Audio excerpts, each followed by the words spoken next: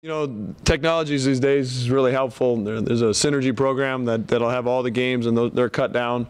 And then our staff will get to work as far as, you know, some of the things that we do well and can maybe try to implement against them. You know, how we're going to handle different screening situations, and then get those to the guys as early as possible, and so they can get some reps and then execute them. You know, like, you know, AJ made a comment, you know, it's a pressure pack situation, you know, last Tuesday night.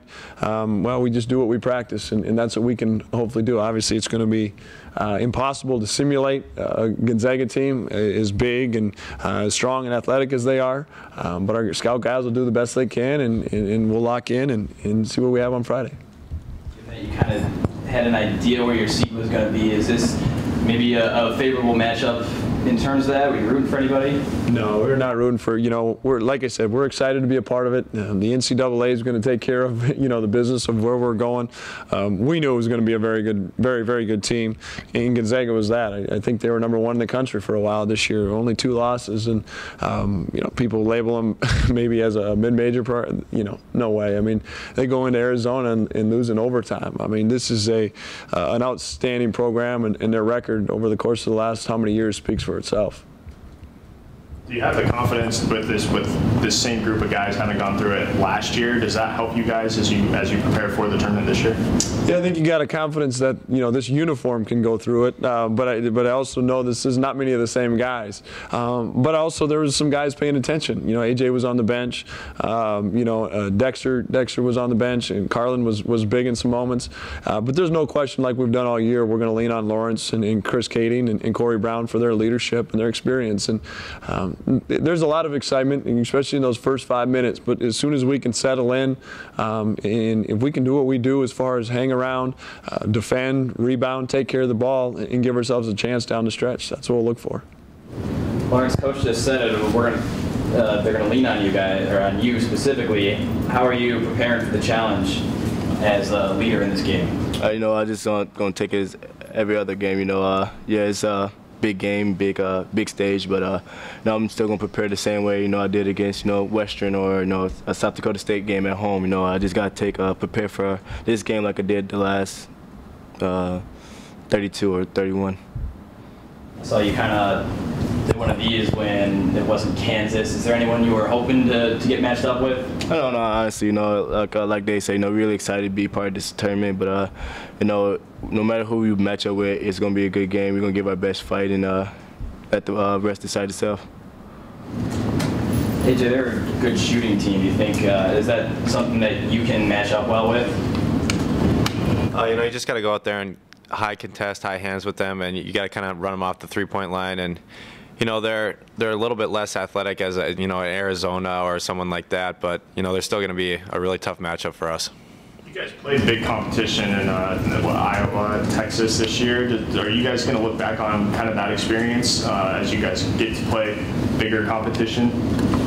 Yeah, I mean, that's something we can look back on, but obviously our motto this year has been getting a little bit better every day, and I think, you know, we've really stuck to that, and we've gotten a little bit better every day since then. And you know, those games were quite a while ago, and you know, hopefully we don't go back to resort to how we played then, but you know, it's just something that we can maybe learn from a little bit and look back at the game film of those. What's the feeling right now for you as you kind of get to be a part of this for the second year in a row? You know, it's just a lot of excitement. You know, it's every college kid's dream to play in the NCAA tournament. Like Coach said, it's, you know, the biggest tournament in the world, basically. You know, it's the biggest tournament in the country, and it's just something that you dream about every night, and you know, finally get to fulfill that dream. Lawrence, playing the Summit League final in Sioux Falls, kind of similar to playing this first-round matchup in Seattle against the team from Washington. Are you guys used to playing that underdog role on the road where the crowd's likely to be against you? Most likely. I mean, it's like kind of like a Summit League game, like you just said. You know, I think it was 10,000 fans, 9,000 was NDSU fans. But you know, we kind of been the underdog road this whole year. You know, but nobody expects us to do what we did this year. But it's kind of fit us too. So you know, we like our odds. LA, is there anything after having played in the couple tournament games last year and going through the preparation for that you guys take into this week that you can use when preparing for Gonzaga? Like I said earlier, we still you just got prepared the same way you've been preparing. I mean, nothing's going to change. Like my coach used to tell me back in high school, we all put our pants on the same way. So it's definitely going to be a good game. But I think if we just prepare the same way that we've been doing the last couple, this whole season, we'd be just fine. Gabe, does it help you to go Friday instead of Thursday? Is all that matter? It's an extra day of prep for us. It's also an extra day of prep for them. We're obviously going to have a little bit longer travel with the charter flight out there. Direct will make it nice. It really, Steve, 6 in one, half dozen in another. We'll take as much advantage of it as we can, especially tomorrow and Tuesday. I would assume we'll be moving at some point on Wednesday. Get out there, get settled in Thursday, and get ready for it on Friday. AJ, you mentioned part of the role was to get better, keep getting better as the season. Can you take me back, and this is a question for LA too, to what was the feeling like, for example, after the Crookston game? Can you take me back to that? I mean, that was one of our worst performances all year. We didn't come out. We played pretty soft. We played pretty slow. We played pretty, just not like Bison basketball should be played. And it's just something that we really needed to learn from, and that was kind of our kick in the butt there to get us going. And they battled with us all game, and that kind of taught us how to play in a close game. But also it was kind of an eye opener for us how we just needed to come to practice every day and just keep getting better. And we had to come to practice and work our tails off and compete every day in practice. I think that game was kind of like a mature game, a grown-up game for us. Being the only senior on this team, I felt that game I didn't quite lead as good example as a leadership role that game. But that's the game that I think helped us mature, and like AJ says, a kick in the butt and kind of got us going. LA, you've been asked this already. Going back to Washington, some good vibes there from last year, and definitely a sense of confidence going back. The fact that we played there in the same state and won the game, but like I said earlier, it's just a great excitement going back to the NCAA tournament. Gonzaga for the longest time, they were the mid-major a little bit. Now they're the opposite. Now they're the Giants. Do you see kind of an irony there? You guys now as a mid-major team trying to knock off a Giant? It'd be nice if we got to their level from a lot of standpoints. Mark Few has done a tremendous job. A guy that I have a ton of respect for that I started with here at North Dakota State, Ray Giacoletti, who's now the head coach of Drake.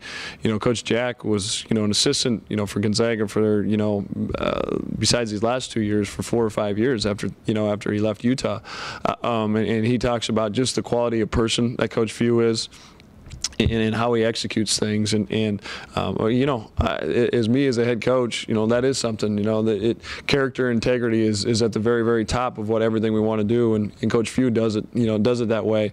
As far as mid-major, this and that, you label them however you want. This is a very good team.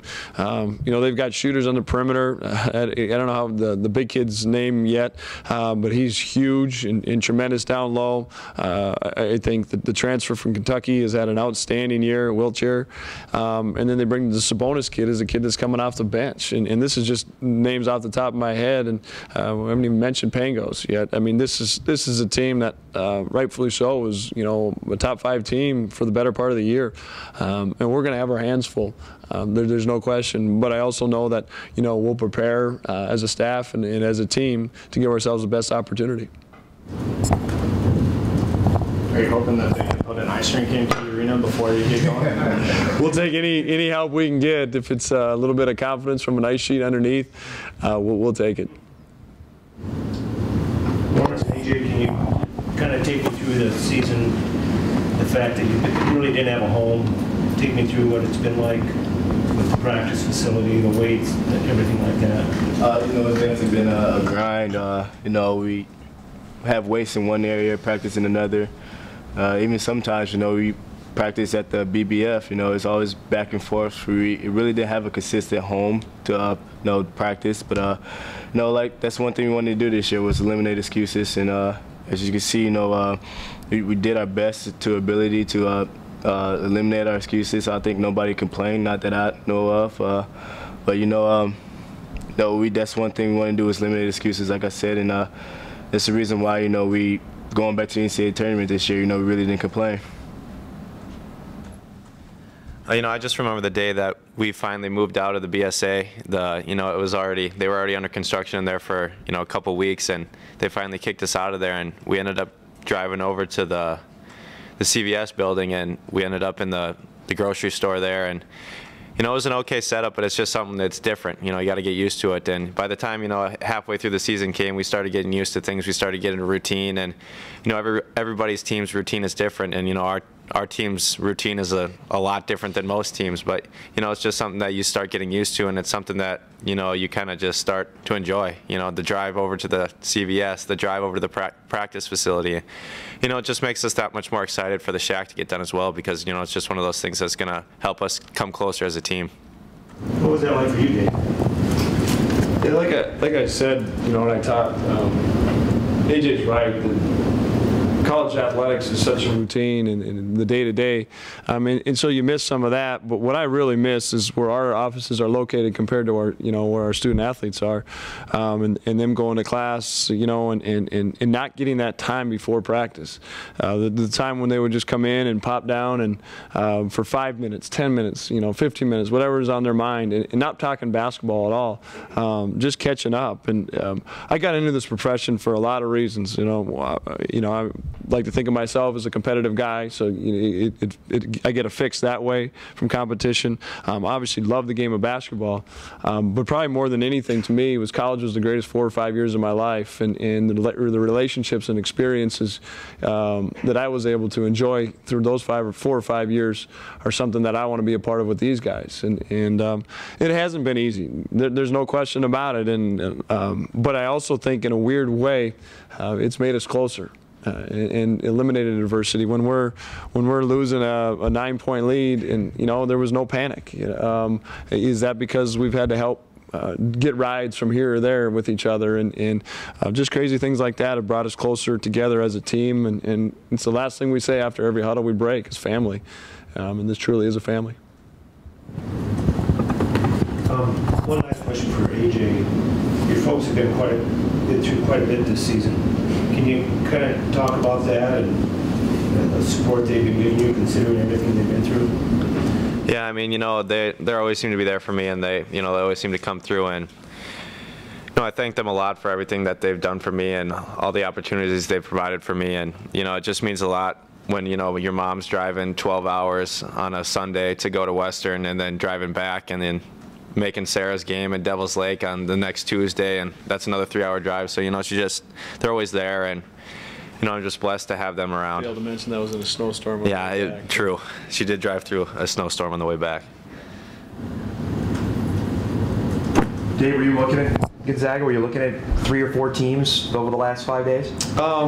Yeah, Jaden came into the office today, and that was one of the teams that that we had kind of had on our radar. Maybe 2, 3, 4 teams that we had identified. You follow some of the bracketology stuff, obviously, and try to get the best gauge as possible. But again, we understand that it's out of our hands, and the NCAA is going to put us where we go and who we play, and we're excited to be a part of it.